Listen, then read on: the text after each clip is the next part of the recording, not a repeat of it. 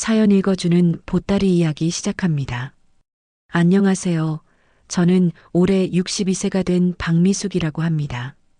지금까지 이런 사연을 보낼 줄은 꿈에도 몰랐는데 정말 드라마보다 더 드라마 같은 일이 제 인생에 일어났습니다. 35년 동안 남편 뒷바라지하며 살았는데 작년에 남편이 20살 어린 여자와 바람을 피우고 있다는 걸 알게 되었어요. 그런데 여러분, 진짜 충격은 그게 아니었습니다. 오늘 제 이야기를 끝까지 들어보시면 정말 깜짝 놀라실 거예요. 1982년에 결혼했을 때 저는 정말 순진한 24살 아가씨였어요. 남편은 6살 위의 회사원이었고 저는 이 사람과 평생 행복하게 살 거야라고 생각했죠. 첫날 밤에 남편이 한 말이 아직도 생생해요. 미숙아, 넌 내 것이야. 다른 남자는 쳐다보지도 마. 그때는 그게 사랑의 표현인 줄 알았어요. 지금 생각하면 소름이 돋지만 지옥 같았던 시어머니. 결혼하자마자 시어머니와 함께 살게 되었는데 정말 지옥이었어요. 새벽 4시에 일어나서 밥 해드리고 빨래하고 청소하고 조금이라도 마음에 안 들면 이런 며느리가 어디 있어. 라며 온 동네가 다 들리게 소리를 질러댔어요. 남편은 엄마 편만 들었죠. 엄마가 나이 드셨으니까 이해해라면서 저를 위로하는 척했지만 정작 엄마한테는 한마디도 못했어요. 연이은 임신과 육아지옥. 결혼 1년 만에 첫째를 임신했고 3년 터울로 둘째, 셋째까지. 정말 정신없이 살았어요. 임신 중에도 시어머니 수발 들어야 했고 아이 낳고 조리원? 그런 거 없었어요. 아이 낳고 사흘 만에 일어나서 집안일 했어요. 그때 제가 얼마나 힘들었는지 아세요? 한밤중에 아이 울음소리 때문에 잠도 못 자고 낮에는 시어머니 잔소리 듣고 저녁에는 남편 뒷바라지. 거울 볼 시간도 없었어요. 남편의 첫 번째 바람. 큰아이가 초등학교 들어갈 때였어요. 남편이 갑자기 늦게 들어오기 시작했어요. 회식이 많다고, 업무가 바쁘다고. 그런데 어느 날 남편 정장 주머니에서 여자 머리핀이 나왔어요. 따져 물었더니 동료 여직원 거다. 신경 쓸 것 없다고 하더라고요. 그때 저는 바보같이 믿었어요. 아니, 믿고 싶었어요. 새 아이 키우면서 이혼할 엄두가 나겠어요? 경제적 절망. 남편 월급은 늘 부족했어요. 애들 학원비, 생활비. 저는 새벽 5시에 일어나서 떡 만들어 팔고 저녁에는 다른 집 청소일까지 했어요. 손이 부르트고 허리는 아파 죽겠는데 남편은 집에서 뭘 그리 힘들어하냐고 했어요. 한 달에 100만 원도 안 되는 돈 벌어서 남편한테 드리면 이게 다야? 라고 하는 거예요. 그때 정말 죽고 싶었어요. 남편의 두 번째 바람. 둘째가 고등학교 다닐 때였어요. 남편이 또 수상해지기 시작했어요.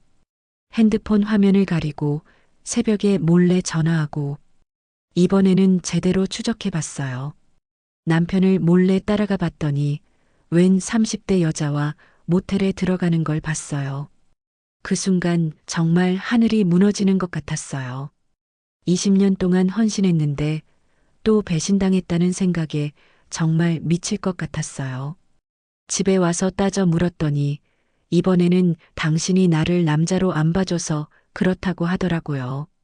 새 아이 키우느라 늙어 빠진 저를 탓하는 거예요. 시어머니의 악독한 말.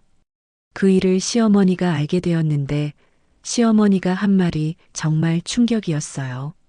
남자가 밖에서 놀 수도 있지. 당신이 부족하니까 그런 거 아니야? 오히려 저를 탓하는 거예요.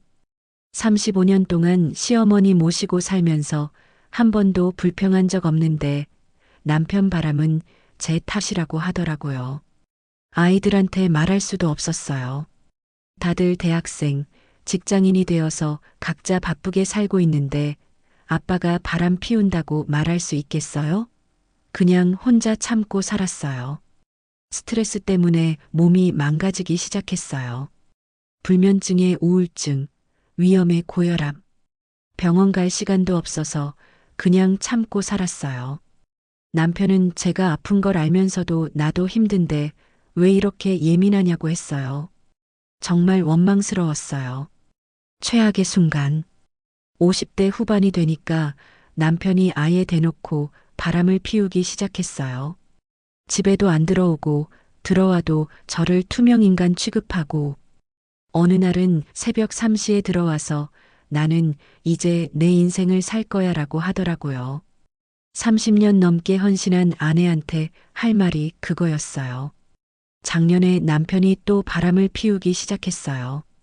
이번에는 42살 이혼녀였어요. 남편이 64살인데 말이에요. 그 여자가 남편한테 오빠, 나랑 새로운 인생 시작해요라고 했다더라고요. 남편은 완전히 빠져버렸어요. 그 여자한테 용돈도 주고 옷도 사주고 저는 마트에서 할인 식재료 사다가 먹는데 그 여자한테는 비싼 선물을 해주더라고요.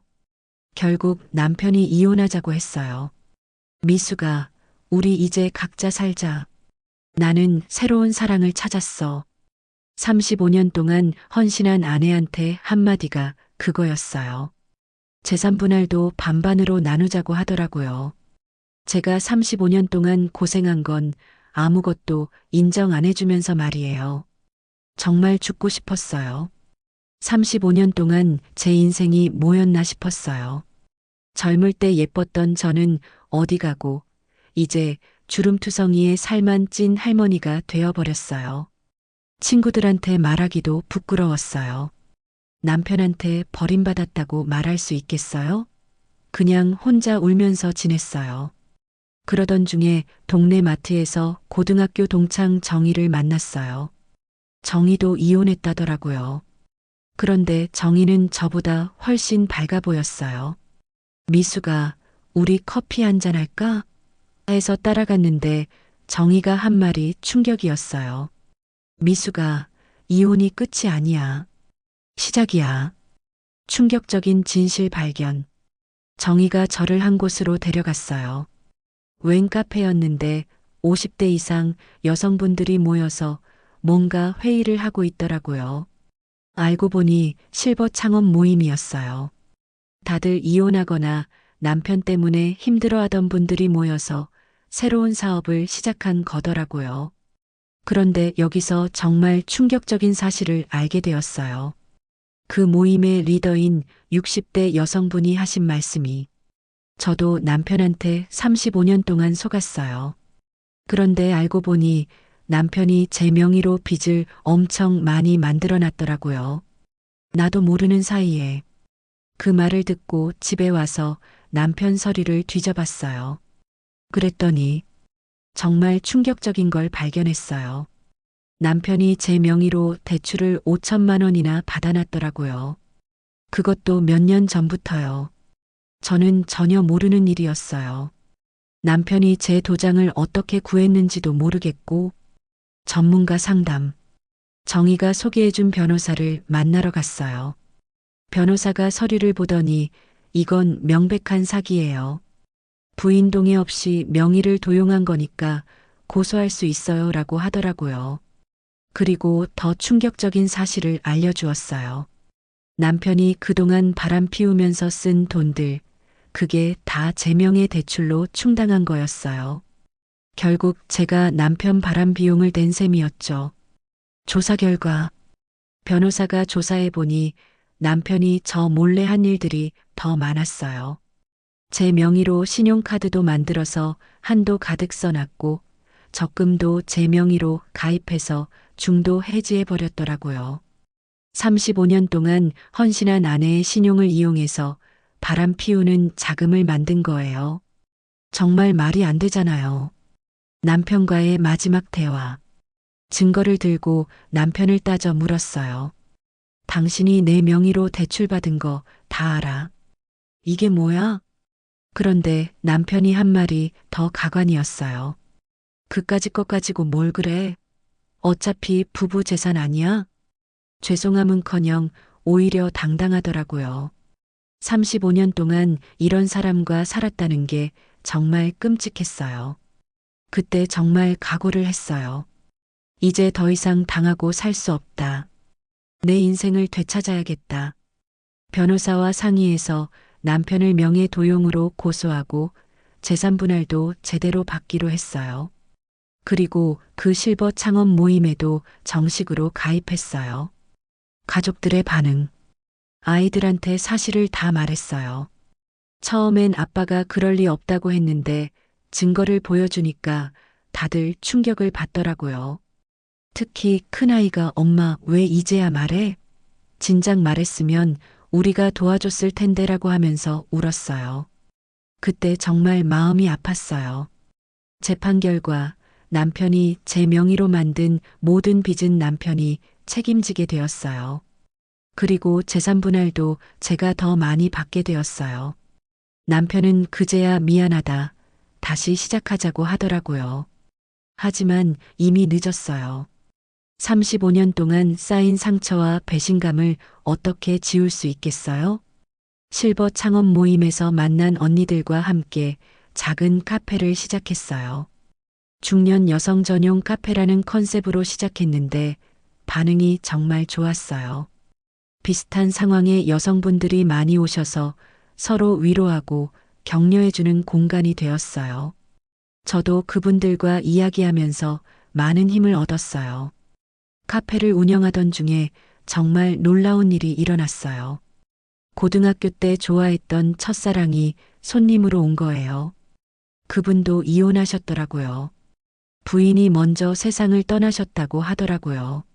40년 만에 다시 만난 건데 서로 많이 늙었지만 여전히 반가웠어요. 그분과 자주 만나게 되었어요. 카페에도 자주 오시고 가끔 드라이브도 하고 60대에 이런 설렘을 느낄 줄 몰랐어요. 남편은 제가 새로운 사람을 만난다는 걸 알고 화를 내더라고요. 결혼한 사람이 어떻게 그럴 수 있냐고요. 정말 어이가 없었어요. 지금은 이혼 절차가 거의 끝나가고 있어요. 카페도 잘 되고 있고 새로운 분과도 좋은 관계를 유지하고 있어요. 62세에 새로운 인생을 시작한다는 게 쉽지 않지만 35년 동안 억눌렸던 제 진짜 모습을 찾아가는 것 같아요. 아이들과의 관계도 더 좋아졌어요. 예전에는 항상 아빠 눈치, 시할머니 눈치 보느라 아이들한테 제대로 된 엄마 역할을 못했는데 지금은 진짜 친구처럼 지내고 있어요. 후회와 다짐. 가끔 후회해요. 진작 이렇게 살았으면 좋았을 텐데라고요. 하지만 지금이라도 제 인생을 되찾았으니까 다행이라고 생각해요. 같은 상황의 여성분들께 말씀드리고 싶어요. 절대 혼자 참지 마세요. 도움을 요청하세요. 늦었다고 생각하지 마시고 새로운 시작을 두려워하지 마세요. 여러분, 제 이야기 어떠셨나요? 35년 동안 헌신한 남편에게 배신당했을 때는 정말 세상이 끝난 것 같았어요. 하지만 지금은 오히려 감사해요. 그 일이 있었기 때문에 제 진짜 인생을 찾을 수 있었거든요. 60대도 새로운 시작이 가능해요. 사랑도 할 수 있고 꿈도 이룰 수 있어요. 포기하지 마시고 여러분도 용기를 내시길 바랍니다. 긴 사연 끝까지 들어주셔서 정말 감사합니다. 여러분의 인생도 행복하시길 바라며 이만 마치겠습니다. 다음 사연에서 만나요. 구독, 좋아요 부탁합니다.